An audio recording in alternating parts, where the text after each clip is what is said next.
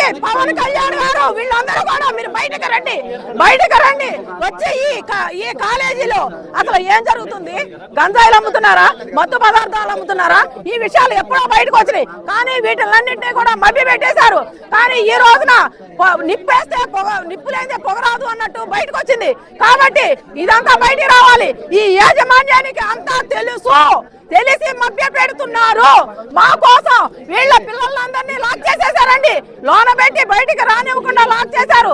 తెల్లవారి 4 గంటల వరకు పిల్లలందరూ కూడా బయటే ఉన్నారు. వాళ్ళకి ఫుడ్ లేదు, తాగడానికి నీళ్లు లేవు.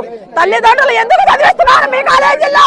వాళ్ళ నవమాసాలు మోసి వాళ్ళని కని వాళ్ళ భవిష్యత్తు, బంగారు భవిష్యత్తు కోసం ఈ కాలేజీల్లో చదివిస్తున్నారు. ఎందుకంటే కాలేజీలు మోసేసుకోండి.